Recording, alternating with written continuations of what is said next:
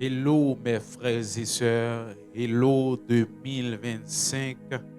Nous sommes reconnaissants, nous disons merci à Dieu pour toi et moi, pour nous tous qui avons passé une bonne année 2024 et que Dieu nous a donné la grâce d'être dans cette nouvelle année. Oh, nous bénissons le nom du Seigneur pour cette grâce et nous déclarons que Dieu va faire plus encore dans nos vies. Nous savons et nous sommes convaincus que Dieu, le Dieu qui nous a appelés pour cette mission, le Dieu qui nous a dit de l'adorer, le Dieu qui nous a dit de le suivre, nous savons bien qu'il va nous accompagner dans toute sa grâce. Amen. Nous sommes dans la série Jeunes, connaissez-vous vos forces? Et c'est un nouvel épisode et dans cette série qui est Ne méprise pas ta jeunesse. On avait bien vu en Jeunes, connaissez-vous vos forces? La vraie définition de la jeunesse. Et après, on a vu que ta jeunesse détermine ton futur. Maintenant, on est ne méprise pas ta jeunesse. En réalité, qu'est-ce que la Bible dit de la jeunesse? On avait vu ce que Dieu veut de toi qui est jeune. Mais dans un autre contexte, c'est que quand on parle de jeune, c'est que quand Dieu appelle quelqu'un dans, dans un ministère ou pour faire son travail, il est dans un moment de préparation. Ce moment de préparation est peut-être un moment de jeunesse, un moment dont il est jeune, qui est le début. Le début de toute chose est déterminé par la jeunesse, de façon générale. Mais tu vas voir que nous nous appuyons sur la jeunesse de façon physique. Donc, la jeunesse, c'est encore un autre contexte. C'est pas quand on est jeune, et on a moins d'âge, donc, et on a une dizaine d'années, une vingtaine d'années, tout ça. Mais en réalité, la jeunesse est aussi le moment, comme nous avons dit, un moment de début, un moment de préparation. Donc, qu'est-ce que la Bible va dire sur la question qui est, et sur ce thème qui est ne méprise pas ta jeunesse. On va lire dans Ecclésiaste 12, verset 1er. Il nous dit que jeune homme, réjouis-toi dans ta jeunesse. Livre ton cœur à la joie pendant les jours de ta jeunesse. Marche dans les voies de ton cœur et selon les regards de tes yeux. Mais sache que pour tout cela, Dieu t'appellera en jugement. Donc, le verset, ça commence par réjouis-toi et après on a vu le jugement. C'est comme un équilibre dans la vie. Donc, il faut bien se réjouir, il faut bien se divertir, mais la réjouissance n'a rien à voir avec de mauvaises choses, de mauvaises pratiques, de mauvaises expériences. Donc, on peut bien vivre sa vie en Dieu. On peut bien vivre sa vie en Jésus-Christ sans commettre de péché, sans commettre de mauvaises choses. On peut bien vivre sa vie en préparant un avenir meilleur, comme nous avons dit, parce que la jeunesse, c'est ça qui détermine un meilleur avenir, un meilleur futur. C'est ça qui est la jeunesse. Tu vois que ici, on va voir que c'est un appel, selon ce qu'Ecclésiaste nous a dit. Donc, c'est un appel qui nous fait voir que nous pouvons expérimenter la jouissance dans la foi en Jésus-Christ. Donc, la jouissance n'a rien à voir avec le péché. Donc, c'est un équilibre qu'il faut vraiment maintenir. Pendant le moment de réjouissance, il faut se rappeler qu'il va avoir un jugement. Le deuxième verset dans le chapitre 12 qui va nous dire que bannis de ton cœur le chagrin et éloigne le mal de ton corps, car la jeunesse et l'aurore sont vanité.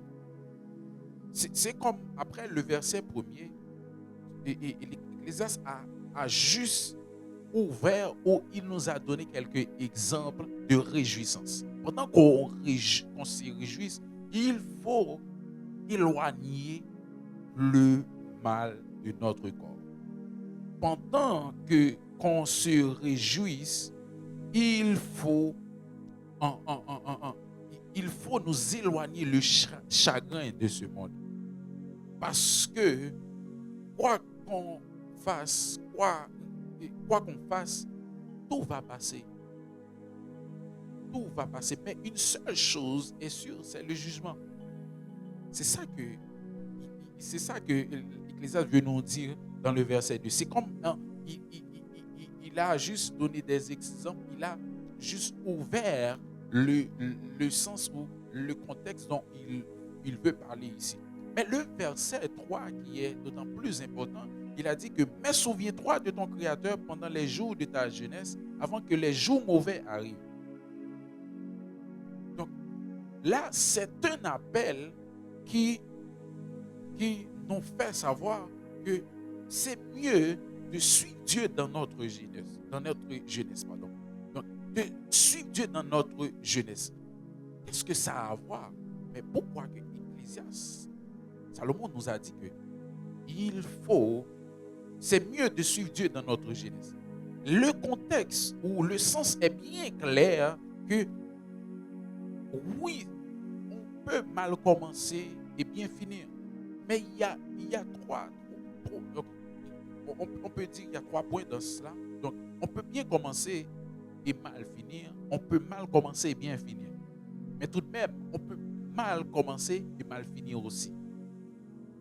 Ok? On peut bien commencer et bien finir. Ça fait 4. Ok? En réalité, c'est que l'Ecclésiaste nous dit vaut mieux qu'on serve Dieu, qu'on commence à servir Dieu de la jeunesse. C'est le verset thème. C'est le verset clé. Vaut mieux qu'on serve Dieu dans la jeunesse parce que dans notre vieillesse, on est limité. On va être sauvé sûrement, mais on est limité parce que Dieu nous a prédestinés en Christ. Le fait que Dieu nous a prédestinés en Jésus-Christ, Dieu a mis toutes les bonnes choses, tout notre avenir en Jésus-Christ. Donc, quand je parle de prédestination, ce n'est pas que Dieu a mis quelqu'un qui va réaliser ça, ou Dieu a dit, ok, peu importe ce qui arrive, cet homme va réaliser ça. Peu importe ce qui arrive, tu vas avoir le salut, tu vas être sauvé. Non. En réalité, la prédestination, c'est que Dieu a fait un plan pour nous qui est en Jésus-Christ. Donc, le plan que Dieu a fait pour nous en Jésus-Christ, il nous a dit qu'il nous a prédestinés en Jésus-Christ. En réalité, c'est que quand on sert Dieu, quand on prend conscience de la gloire de Dieu, du salut, de l'amour de Dieu dans notre jeunesse, ça fait en sorte que nous réalisons le projet que Dieu a mis sur notre vie. Donc, comme dit la chanson, j'ai une prophétie sur ma vie, je ne peux pas échouer, je n'échouerai pas jamais. Donc, une prophétie, ça peut réaliser ou ne pas réaliser. En réalité, c'est que Ecclésiaste 12, verset 3 nous dit c'est mieux parce que la vieillesse, ça apporte la fatigue, les douleurs, ça apporte, ça affaiblit nos sens intellectuels, ça nous affaiblit en réalité parce que la vieillesse, ce n'est pas une garantie. Mais quand on commence à servir Dieu, dans notre jeunesse, ça nous donne la pleine garantie. Avec Dieu, nous ferons des exploits. Ça ne veut pas dire si on commence à servir Dieu dans notre quarantaine, dans notre cinquantaine, soixantaine en montant. Donc, on ne va pas réaliser avec des choses pour Dieu.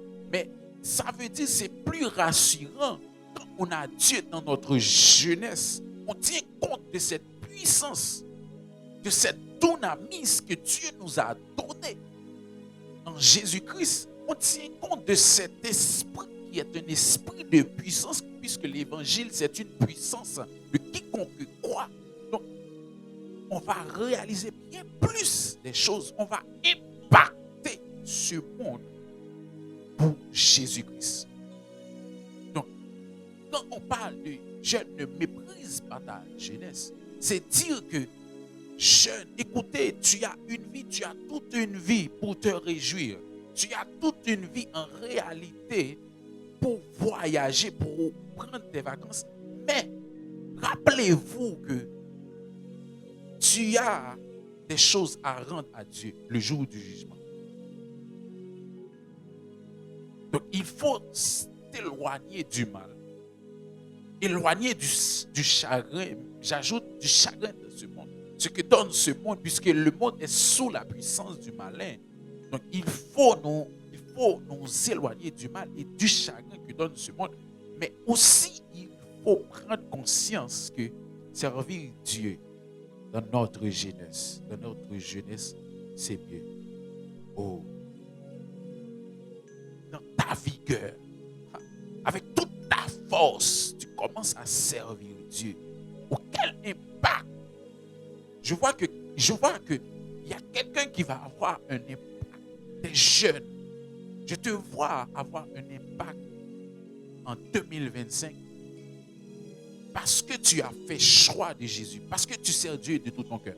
Je vois que ton impact va commencer cette année parce que tu as dit oui, Seigneur, je veux te servir. Je vois que ton impact va ouvrir. Je vois que tu vas être élargi parce que tu as fait choix de Jésus-Christ. Je vois que tu vas être grand pour cette génération. Parce que tu as dit, moi et ma maison, comme dit Josué, nous servirons l'Éternel.